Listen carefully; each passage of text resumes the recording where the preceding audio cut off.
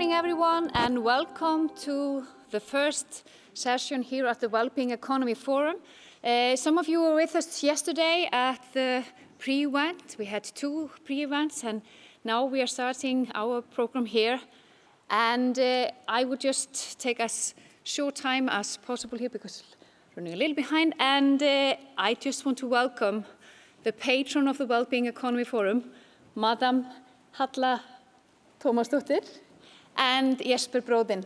They started yesterday with a personal discussion or a fire chat, and now they are going to continue, start a little bit where they left yesterday and continue to other areas. I welcome you to the floor, Halla and Jesper.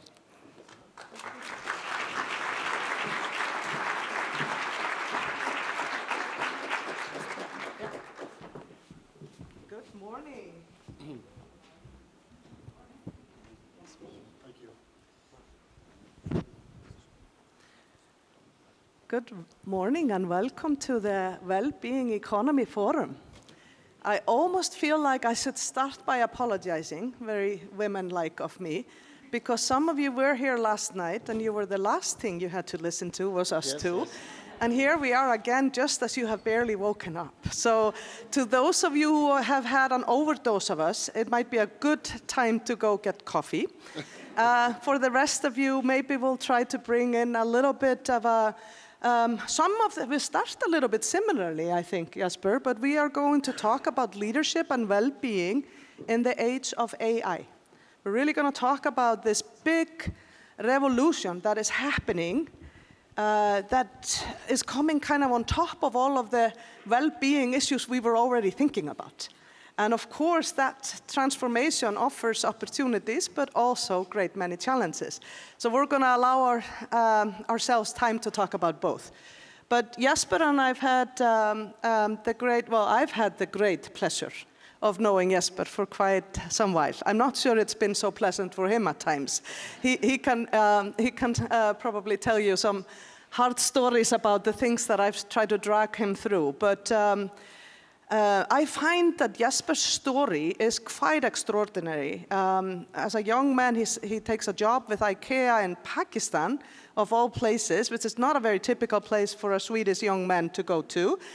He becomes Ingvar Kamprad's assistant at a rather young time in his career.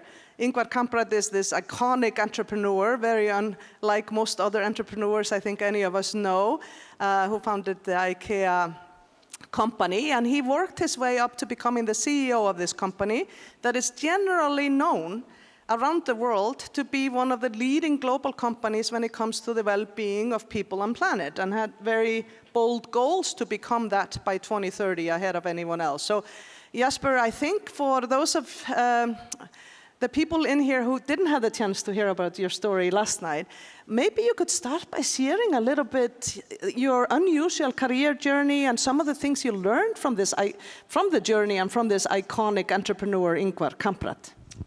Wow, thank you, what an introduction. And it's been a pleasure to work with you in the B team, Halla. So I have to admit, I saw the previous picture. You were on the picture, I was behind trying to catch up. So that was a super good start of the morning that illustrates our collaboration, and I've enjoyed every moment of that. So, no, but I think, we spoke yesterday about, I think in particular, when I have the opportunity to meet young versions of myself, so to say, the question of, what is my path, what is right for me, what is the importance of the choices I make, and I sort of with age think that. And that's my advice to young people as well. You're right. There are many paths for you. So, and sometimes it's a bit of design. Sometimes it's a bit of fate, what happens. I had the wonderful opportunity to join IKEA, which is, I think, a company that even during the interviews, I knew, of course, IKEA, home furnishing, Swedish, multinational company, design.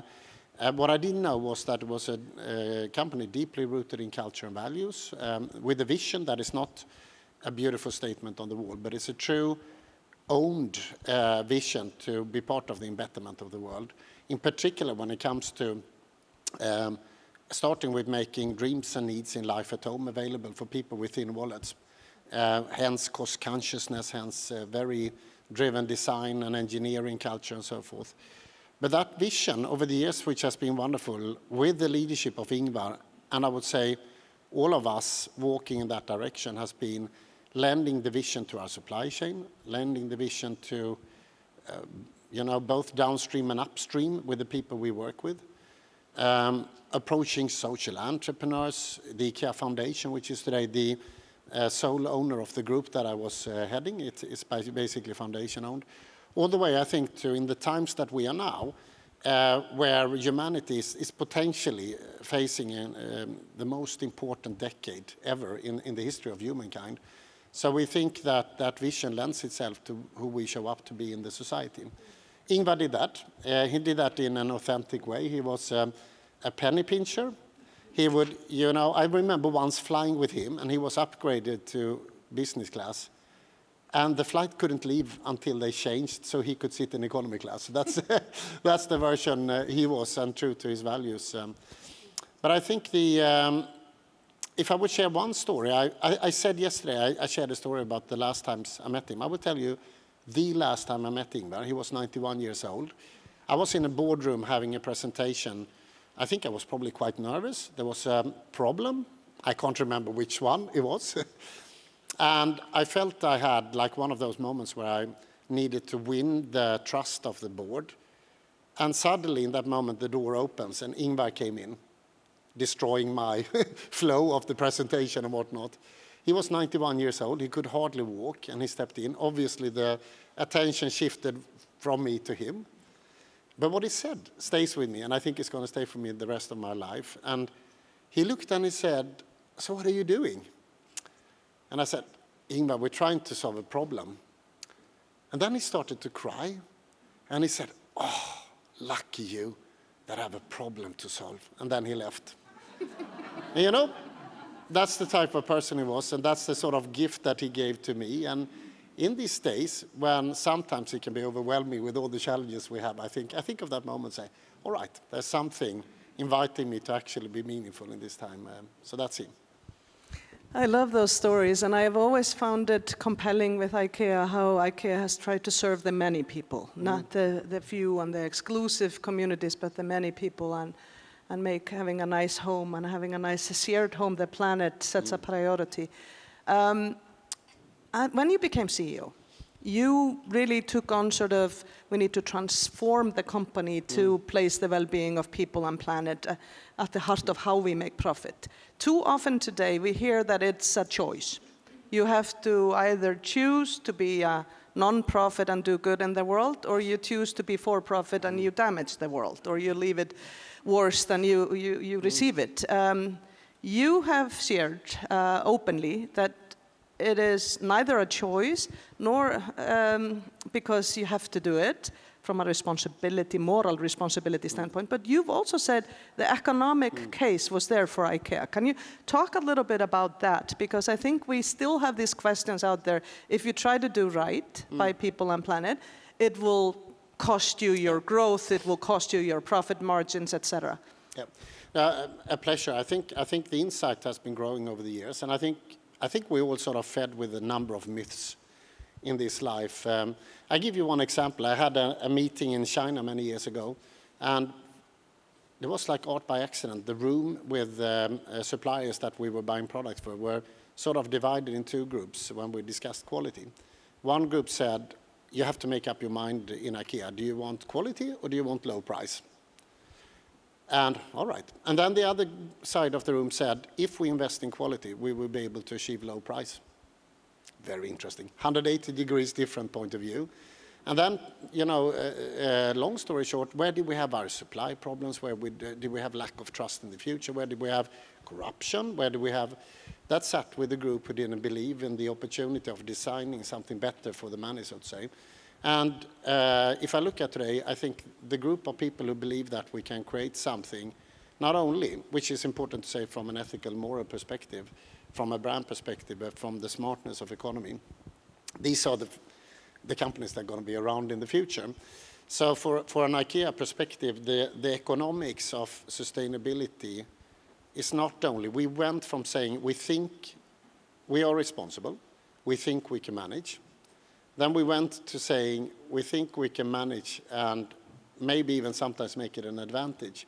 Today we say through sustainability we will, and through AI, which we will speak to as well, we will be able to serve people with better products and lower prices in the future.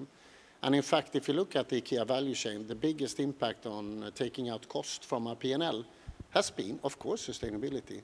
Smarter use of resources, energy, raw materials, electric vehicles, renewable energy across the whole value chain, all the way down to having our business area, which is called a more sustainable life at home. These products have been growing faster than any other business in IKEA the last 5 years, for the reason that people want to contribute, but people save money when they save water, when they save waste, when they save energy. So the notion that sustainability would be bad for business is something we should get out of our system very fast. And I think, again, if you're not on that bumpy train ride, if you're left on the station, you should panic, because the distance is increasing to those who are the leaders of the future. And it's so important to hear leaders like yourself say that, and I would be remiss if I didn't share what I think many of us in this room feel, and I know you and I feel often, is that we know the business case is there. We know it's also the right thing to do to take care of the well-being of people, communities, and the planet. And we know that our accountability needs to be to the next generations. And yet we see so little leadership from governments, business, et cetera, in this moment that where you're saying we're meeting sort of the hardest decade for humanity, at least in our lifetimes, and somehow we seem to be going backwards. And even sustainability, environmental responsibility, issues about gender and equity and issues like that, they're going sort of lower down the priority list. So how in that context, Jesper, maybe you can speak a little bit to this sort of lack of courage and accountability we're seeing in this most recent times. And how will we handle that in light of the fact that now we have the mother of all disruptions happening with AI? How do you reconcile the fact that we're experiencing backsliding, at least in dialogue about the issues you've cared about for a long time, and you have the AI transition coming as well? Well, I think let's talk to AI. I think it's partly something we're all learning and catching up with. Let me just maybe add to that as an entry point also to speak just briefly about both awareness, commitment and success in the space of sustainability, because I think one of the things we, if I may say, we should stop doing is stop feeding the myth of it. What is in truth happening is that silence and the culture of silence is a huge issue, but we are experiencing today two revolutions in our times. One is AI, but the other one is sustainability. So if you go to facts here, and if we say awareness, the latest World Economic Forum's survey with leaders out there, huge survey, in the 10-year perspective, the top 4 risks that leaders see are connected to sustainability, all 4 of them. So tick in the box, the awareness is out there. We don't need to surprise anybody. 2, in September, we launched the United Nations Global Compact survey with 23,000 members around the world, all industries, all geographies, more or less. 97% of all CEOs out there are committed to sustainability. That doesn't mean all of them have the answers or understanding how to combat it, but the commitment to be part of it. 88% of all CEOs claim that the business case for sustainability is better than 5 years ago. This is revolutionary numbers. And then if you say something happening, let me give you one of the most striking examples. The World Economic Forum's Climate Alliance, it's only 134 companies, but they are big. So if you take the compiled scope 1, 2, and 3, meaning the end-to-end responsibility for these companies when it comes to carbon, and you add that together, if that would be a country, that would be the 3rd biggest country in the world. That's how big that group of leaders are in a voluntary collaboration to combat climate change. Last 3 years, growth was 20.1% and 12% negative on absolute carbon. So I think it's important to look for the facts on what's actually happening in society right now. We're experiencing a massive transformation into sustainability. It's not enough. We need to speed up things because we are running on a clock speed. But I think these examples, I think, are the ones, they are not examples of suffering or loss of economic gains. These are companies that are benefiting massively. So I just wanted to take the opportunity to share that data. And I think the data is compelling, and the scientists have told us that we're living on a planet that essentially has 9 boundaries that we cannot surpass, and we're at or near surpassing 6 or 7 of them. So our shared home, the planet, is basically hanging on 2 legs out of 9 right now. So we know that planetary science, and yet we're not done with what we need to do, and it's an enormous task. And that comes at the same time that the founders and so-called fathers of artificial intelligence are telling us the end of the world is near because we have no idea what this is doing to us. And it comes at a time where social media and AI on top of social media is really testing our mental health and well-being, really testing our societal fabric, and really testing our democracies and ability to actually choose leaders in democratic elections that put these issues and responsibility for them on the agenda. How do you reconcile those 2 revolutions where one, we have the data and yet we're not moving at the speed and scale we need, and the other one is coming at us and most of us don't seem to have any kind of a strategy or guardrails in place how to protect us from the potential risks? How do you think about that? Well, I think you mentioned it, and you said yesterday as well, and I thought that was quite inspiring to say. I think if you look at the promise of internet came with making knowledge accessible for all of us. I think it sort of happened and not. Social media came with a kind of a promise to connect us, make us more connected as humans. It did, and it did the opposite as well. And I think the thing with AI is that it comes with a promise to make things more effective and make us smarter. So it probably will. I'm quite sure it will. But it also won't. And I think what we need to talk about, I like to be an optimist and on the positive side of the future scope, but I think we need to be 2 things. We need to be massively critical, and we need to be fast. If I look back, and I met one of the researchers into mental health and the brain in Sweden, and he said, if we would have known what social media would do to young people, we would have stopped it. We would have acted from a legislative point of view. Now we start to see movements, but obviously legislation has to come after a phenomenon. But the 10 years or 15 years delay and the damage it does today, we can't afford that. So I think, unfortunately, I think the way and the insights I've seen on AI, there are 3 major risks, at least, that I would call out. I think one is that let's not be naive that AI will change the market. Whoever owns the market will be in power of economy and whatnot. And AI is not a charity phenomenon. It's intentional to drive ownership of customers and people, and thereby define the market conditions. So I think from a competitive point of view, it's important. Truth. I mean, humanity has always had a troubled relation with truth.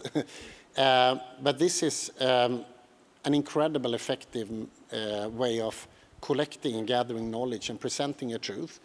But from day one, it was edited and filtered. So if you enter some sensitive topic, you don't get a randomized answer or a generated answer. You get actually a manipulated answer, maybe for good reasons. But when all of that enters into the black box, I think very soon nobody has a full concept of what truth is made of. And that, I think, is a democratic issue. Third, maybe the most dangerous thing that you're pointing at, AI is built in a way that it wants to please us. So going from being incredibly useful tools today to actually wanting to be our best friend. And understanding our moods, understanding our biological pace or situation, understanding our relations, good or bad. It is a machine-made entity that has as purpose to please us and to make us even more dependent. And that makes social media look like, I think, unfortunately, a walk in the park. And therefore, my view is we need to get a better view on the risks of it. And from a mental perspective, what we're here to talk, We need legislators of the world to get together. We need companies to sign up to what we accept and what we don't. I don't think it's going to come from tech leaders. It's a bit like we're provided the gun, but we didn't shoot it. So that's the phenomenon. But legislators and corporate leaders need to speed up, I think, to say this is the way we will use it and the way we will limit it. So much actually in there that I'd like to dig into, but I want to also, so I'm giving you a warning ahead. We want to take questions from the audience. We want to know what you want to know. So this is us starting the conversation, and we don't think we have all the answers. Let us be very clear about that. But we think and we want to model the dialogue format as leaders because we need to be having deeper and more complex conversations about these challenges we're facing, and they're all interdependent. But one of the things that's really been keeping me up at night for a long time is the impact social media's had. And Tristan Harris, who is the co-founder of the Center for Humane Use of Technology, he warned us in a documentary called Social Dilemma about that, and yet here we are 15 years later, we've maybe lost a generation or two to the attention economy and to all kinds of side effects. It's certainly done something for the generation. And now, just a week ago, I think the AI doc came out in the US market, which is warning us again. And I can't help but to stop that in both instances, it's been 10 men, honestly. It's 10 companies that are behind the social media companies and now the AI companies. And these 10 men, and I'm sorry to say it like that, but it is, they were 40% of the US stock exchange last time I checked. Yeah. About 25% or so, 20 to 25% of the global stock market. So that risk That's a problem. Is, and so I just can't help but to ask you, we haven't seen much accountability from them and from our governments, which seem to be slow all over the world to catch up. We seem to have almost 3 philosophical schools. We have the school of China, where government controls what social media does or does not do to you, and government owns the data. We have the school of the US, where the private sector owns the data, and we're in sort of data is the new gold. And we have the European view, where I think we're trying to figure out if we ourselves can own the data. Yes. And it's like very different philosophies, but because we're in this race, competition to be first in the AI revolution, it seems to me that nobody is putting up guardrails because of it, and I certainly don't believe those 10 men do, because they would have long time ago on social media based on what they knew. So how do we get to those, how do we get to accountability in a world where governments are in that kind of a different philosophical space and maybe different wisdom and knowledge space, and these leaders have no accountability? How do we get accountability? What can we throw out to the audience before we open for their questions about all of our collective accountability at this moment? Well, I think spot on. I think, first of all, I've been to some heated discussions with these part of the people that you referred to and politicians, and one of the, I think, conclusions was in the end, you're not going to bring a machine to court. Sooner or later, you're going to bring a human being to court. I'm disappointed to see that accountability hasn't been given more attention in place, but I think it will happen. And I'm saying starting with social media. We have 2 recent cases. Yeah, you're right, absolutely. And I think it's just that we have to watch out that, as you said, that we don't lose generations in between. I think Europe is an interesting one. Iceland is interesting with its leadership and being one of the trailblazers for humanity and prosperity at once. So what we can do, GDPR, I think, was one of the movements that at least struck me as not super slow. It actually was a response to privacy. And we do have in Europe, I think in most of Europe, we have a different view on democratic principles and the ownership of data and privacy. So I think Europe could be the place where we trailblaze this. What I don't think we should fall for the temptation of the myth is that speed of applying the good sides of AI or any technology would stand in contrast to regulating it. That would be to take some sort of fake linear approach. We're looking for a place where we can achieve the best of both. And I don't see any opposition. It's almost like when we try to average amazing benefits and the risks and say there is an average number. There isn't. It's the extremes of the both sides we need to relate to.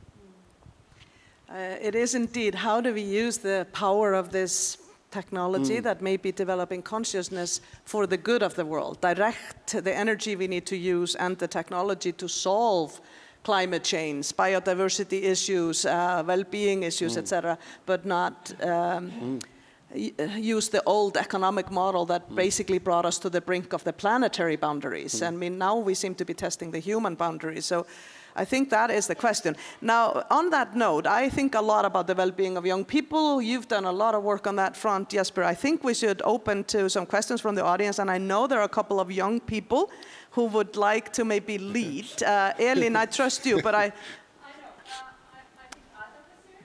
I trust you to pass the mic and see the hands. I saw the first hand was somebody in my age. I love that. I also agree, you know, on the youth side, so very good.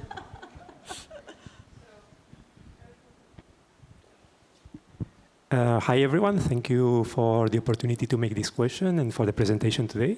I'm Adam Scali, part of the Youth Advisory Group of the Joint Action PreventNCD. It's a little difficult to hear you. Can you? Sorry. Is it better now? Yes? So, yeah, Adam Scali, part of the Youth Advisory Group of the Joint Action PreventNCD. And my question is actually focused on something that you said yesterday. You mentioned the importance of hope and dreaming of a better future. And I agree completely with this. Without hope and courage, we will continue making the same mistakes.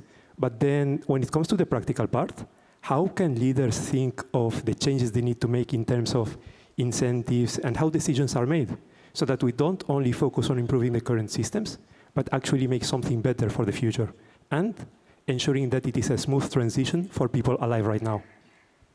So Could you hear the question? I'm sorry, the sound for us at least is very difficult. Unfortunately. But I think you are asking how leaders can help embrace the hope, or help with hope and courage, and not fall into the myths of admiring the problems. Am I correct?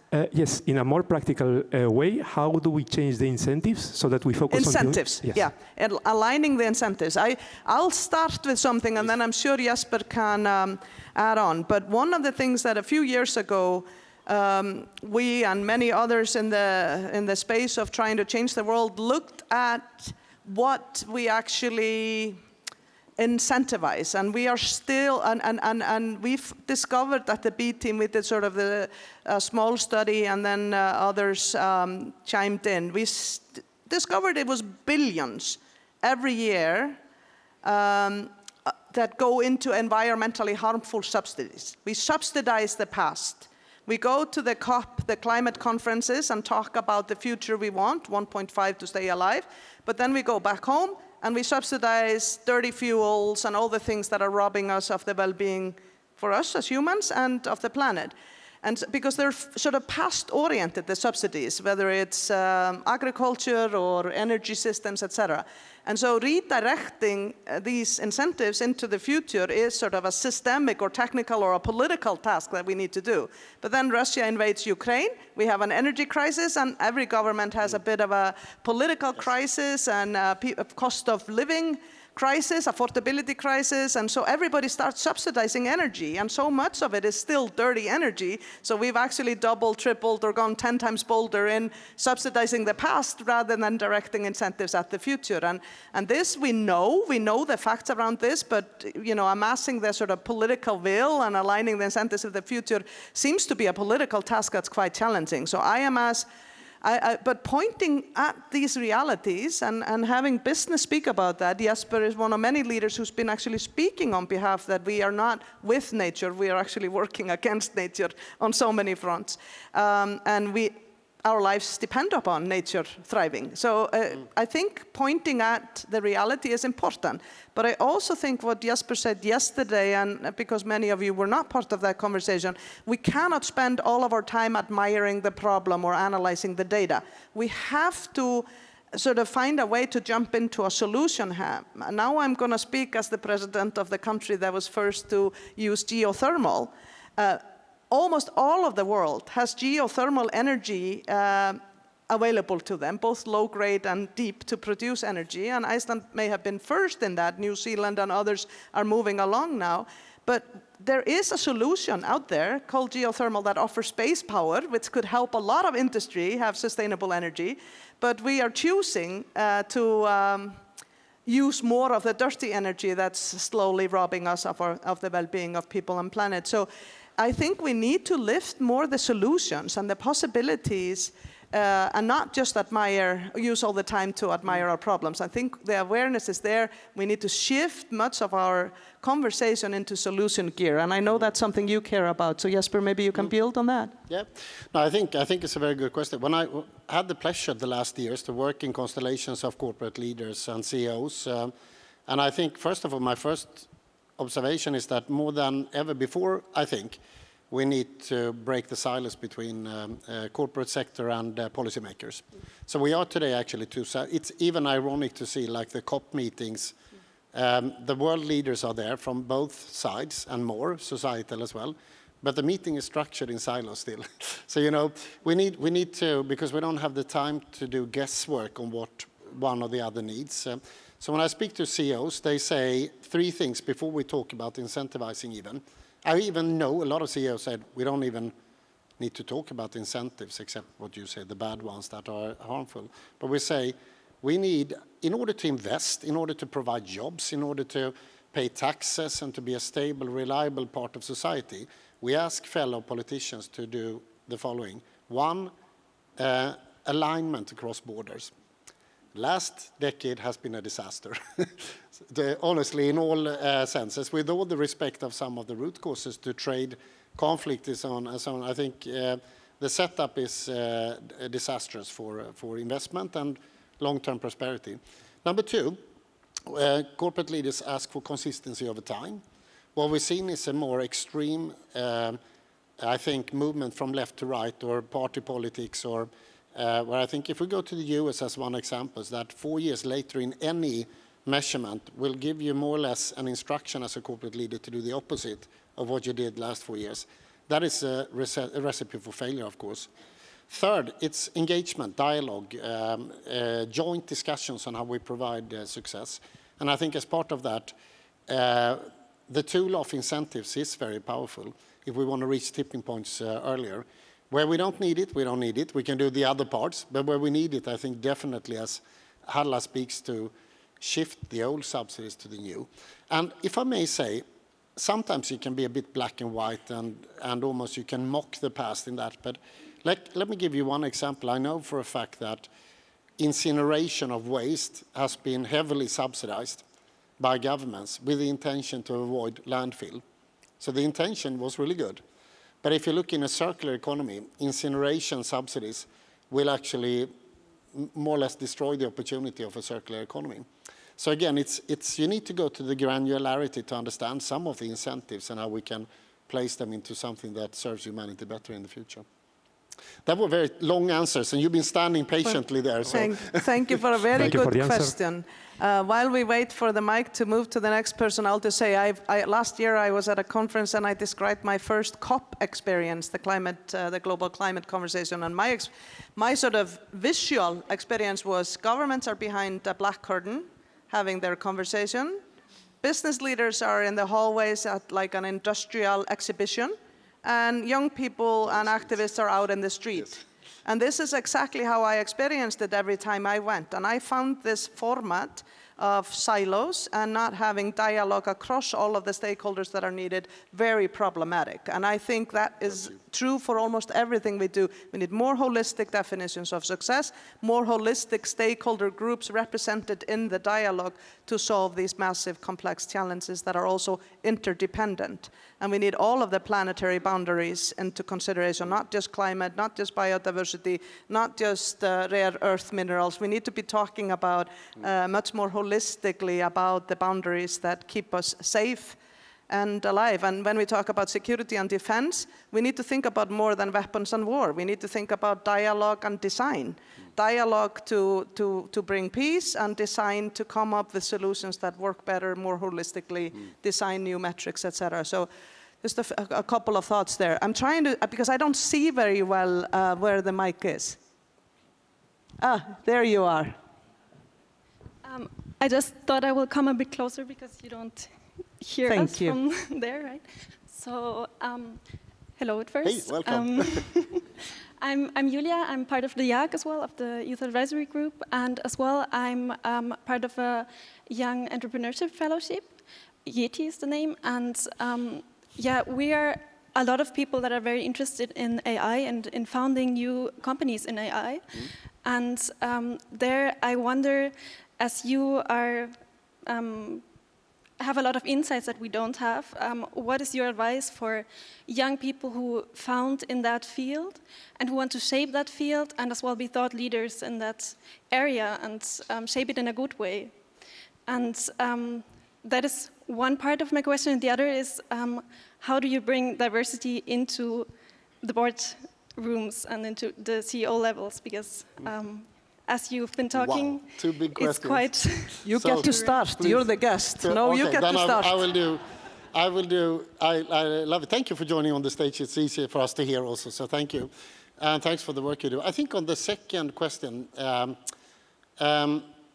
think Halla and I have been very deeply engaged into this topic for a quite long period. It is one of the areas where we have to be a bit disappointed. If you look at gender diversity and you look at the numbers presented yesterday, the trajectory is going to take more than 130 years to get to some sort of inclusion and equality. I think representing IKEA, leaders back in early 2000 decided in the company that we're not okay from an ethical point of view, and addressed in a leadership change, invited actually every leader to do a journey on this. I think that was so clever. Enforcing such a decision I don't think it would have created lasting change, but in IKEA today, on every instance you would measure, you will find a 50-50 balance in gender diversity. And it comes to the point, I still think, we have to watch out because society is sometimes pulling this topic in another direction, but there were only benefits. Of course, there were only double the amount of talents, more diversity in not only what we look at, but also in viewpoints and in strength and success of the company. So if you ask me, I think we have companies like IKEA and many more examples to show, like leadership in Iceland, that there are too many myths that we need to remove in this case. And it's going to make you smarter and better. On AI, good luck to you. And I love that you say you want to benefit from my experience on AI. So, so do exactly the opposite of what I say. No, I think again, sustainability and AI will change the business models of the world. It's just like when I read a wonderful story about when the Horse Traders Association in New York tried to stop cars. It wasn't very successful, So AI is going to be an incredible tool and helpful in so many ways. So I think lean into it, experiment, be ready to fail. If you succeed with 1 out of 10, you should probably be lucky. And I will work for you probably in the future if I'm lucky. So, but the other thing is that also don't think that just because you're young or in the beginning that you're excluded from ethical responsibilities. So there is a lot of already, I think, thought leadership in that topic. And I invite you and your friends to be also leaders in the space of what's ethically right. And don't ever believe the myth that it would be contradictory to the business. On the contrary, you will gain respect and I think probably grow your business in an even better way if you do that. So good luck. Thank you so much. Thank you. Great questions, great answers. I'm just going to do a little time check because I'm not sure if I'm now at the end or if I have a few more minutes. Okay. I just wanted to make sure. So we might take 1 or 2 more questions. Dora, you will give me a signal.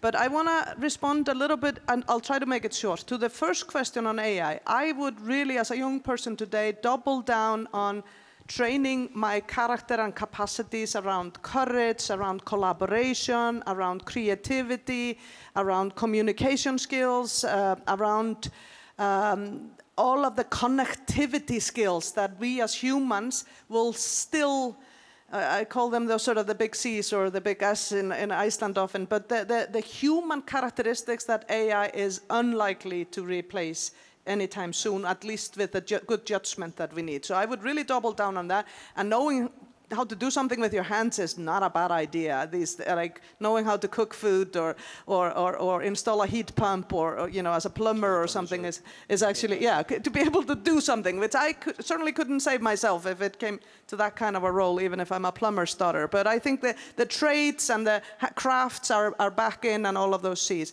On the second one, there are 3 gaps that I've increasingly become occupied with. I've always been very passionate about closing the gender gap. An Icelandic woman, inspired by the women who came before me, I stand on their shoulders. But the gender gap has been, to me, much more profound than counting the numbers of women and men. And those who don't want to identify on those 2 ends, but in a different way. To me, counting the numbers has been a way to elevate the problem, maybe, but not really been a way to solve it. Gender, to me, is far more powerful than sex. And what I mean is that they are socially constructed, our ideas about gender. And we built our economy, our business culture, our political culture, everything on competition above everything else, at the expense of everything that matters to us. So closing the gender gap, to me, is about creating a well-being economy, capitalism with care for people and planet, or many different ways that I can share it, but it's truly a transformational idea that we can redefine success with the full gender spectrum in mind and use our talents with the full gender spectrum in mind. It's profound and transformational, and I've seen that happen in my country, in companies and organizations around the world. But increasingly, I think about the generational gap and the global gap as well, because everything we're doing according to the old economic and business models, we're dumping it on your generation and the global south, for a lack of a better word. So that's very unjust. And so I really think that closing these gaps in every dialogue is critical to solving the challenges we have. And when you close the gender gap, I think you expand the definition of success. When you close the generational gap, I think you enlarge the time horizon that you operate on, because I think young people have transformed us as people, as humans, and as leaders. And I think you just think differently once you become a parent, etc. So I think our time horizon becomes longer, even if not 200 years, as Ingvar Kamprad would have it, or 500 years, as the king of Bhutan is now working on, which I love. And closing the global gap, it allows us to see more fully how our ways of doing everything we're doing is impacting those we already left behind, and how many problems that is creating in the world for all of us through migration and refugee issues that are challenging our political fabric. So, I mean, I think if we were able to close these gaps more in these dialogues that I'm a proponent for, we would have a much more holistic, much more long-term, much more inclusive conversations about how to solve these challenges, and solutions would also be much more powerful. So, very good. We take one, can we, because I don't have, one more question. So, you get to choose. I don't want to choose. Hi. Oh, pink suit, very smart. If you want to be chosen in a crowd, you know, wear the bright pink color. Exactly, that was my plan. Hi, and thank you so much for this very interesting dialogue. Can you hear me? Yes. Yes, okay. My name is Edda. I'm coming from the city of Reykjavik. I'm head of the strategy and development team there. And we are very interested in the well-being of the city of Reykjavik in particularly. But my question is, you actually touched upon it a little bit, but perhaps you can just dig a little bit deeper.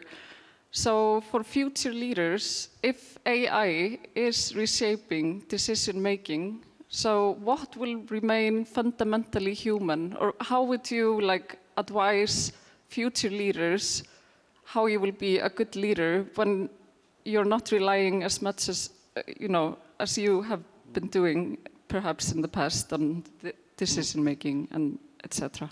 Thank you. Before we jump into the answer here, can I ask you quickly, just to take the temperature, how many of your organizations, countries, raise your hand if your organization or your country or your city or wherever your place of sort of work and life is, has a responsible AI policy and vision? Raise your hands. See, this is way too little. See, Did you I think raise this your is... hand or no? No, Okay. because Iceland doesn't have it. And I have been writing about it, I've been talking about it, I've been putting it into speeches, I'm intolerable in cocktail parties now because I will attack everyone who will listen to me about how much I think this is missing for Iceland. So I didn't raise my hand. I feel like one of the problems we have is that this is happening way faster than we are forming our ideas about where we want this to go and what boundaries we want to put in place not to lose sight of it. And I find that very few people are in charge of that. And those people are saying to us, we don't know where this is going. And I find that astounding.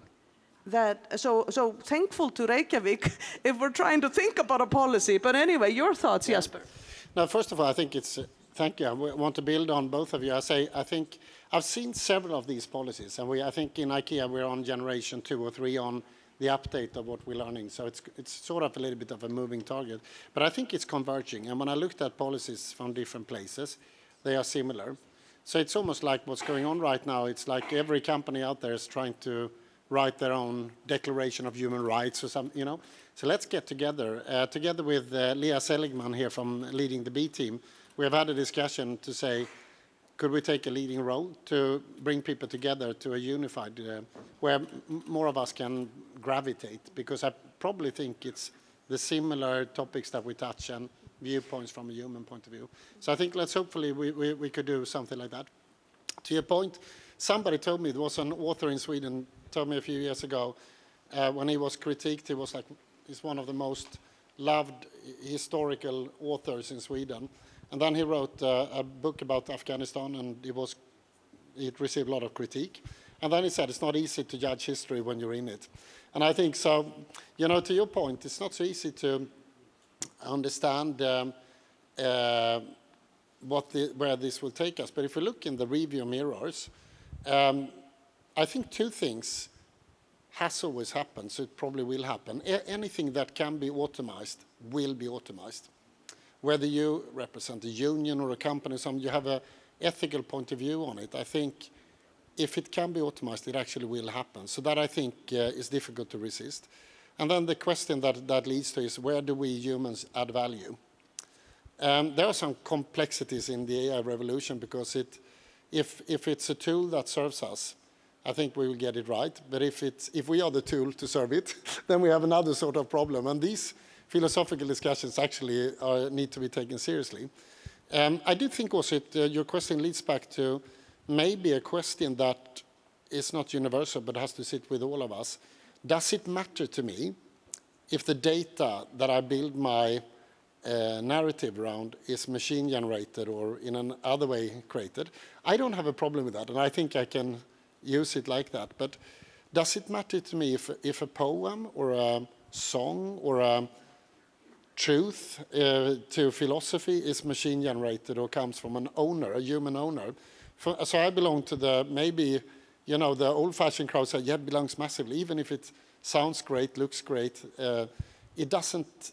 I need to know if there is a sender and a signature, there is a human. This, I think, is something that at least we should bring a dialogue, and there will probably not be one answer to that. But I think that's one of the most important conversations we need to have, what actually is human value. And maybe, now I'm going to be a bit optimistic, that will make us better as humans, actually. Thank you. Thank you very much. I think very good question, and we are going to soon come to a close here, and I want to try to pull together a little bit. Jesper said we're going through two very profound transformations, and sustainability revolution that we need to go through to have a livable planet, and an AI revolution that we at least have heard from some of its founders and godfathers and some philosophers that could be the end of humanity. So I think in a very big picture, we need almost like a new statement and commitment to humanity from those of us in leadership, that we are going to do the work to have a livable and secure planet, and that we're going to do the work to put guardrails in place so that technology will be in service of humanity and not the other way around, and that all in all we are in leadership to take care of the well-being and the ability to to thrive in life for humans and their shared young humans in particular, the next generation, and their ability to have a thriving life and a thriving planet. So I think we need to almost like recommit to that big picture on a very small micro scale, because I also believe in like offering some solutions, because I have many more questions, and I have repeatedly said as president I will be asking questions and engaging in dialogue more than trying to say I have all the answers. Because I don't think any of us have them all. We wouldn't be in this place if we had all the answers. But I think it's very clear to me that there is a couple of things that we need to do very fast in Iceland, if I allow myself to think about that, because we have municipal elections coming up. They are important. They are in a month's time. We have the EU referendum coming up in a few months' time. These are big elections, and right now I hear from people of all ages, I don't know who to trust, what to trust, and I don't know where to get good information. And so I think that disinformation and the distrust is real. And I think there's a couple of things we could do just to kind of protect us now. And I've been trying to propose this widely without a lot of uptake yet. So help me, please. One is, could we just make a simple, I don't know, a commitment from the political parties, if we can't do it through laws or regulation, that if we're going to use material that is AI generated, it needs to be marked so that people can, at least who don't have the literacy to or knowledge, pause a little bit before they buy into it. And number one. And number two, could we at least protect the face and the voice of people? Because right now, I mean, every week you'll see a video from me where I'm asking you to invest in something. Well, let me tell you right here that I'm the president of Iceland. I'm not offering any investment advice whatsoever. It is AI that's doing that, and it takes 30 minutes to create a video of me and any other famous people. Nor am I on OnlyFans. I should say that possibly too. This is the scary world we live in.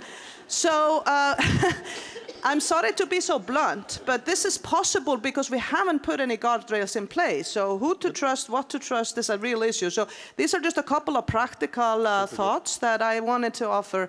But we are right now at time with 30 seconds to go. Can I say one more Yeah, thing? please. Yes. The closing words goes to Jesper. I'm sorry we couldn't take more questions. This is complex, but I hope you use today and tomorrow to have as many conversations as you can about this. These are not separate issues. They're interdependent. We need a new dream, and it can be around well-being for people and planet and the next generation, and it doesn't have to come at the cost of profit. Wow. Now you get to close. Now, when you said that, I don't want to close anymore. But, you know, then I just came up with, you touched the word, is this the end, you said. I think, and just the quote from, I think it's the Marigold Hotel film, where it says, in the end, it's all going to be fine. If it's not fine, it means it's not yet the end. So there you go. We have some work to be done. I think those are much better parting words. Thank you, Jesper, for providing us with your wisdom. Thank you.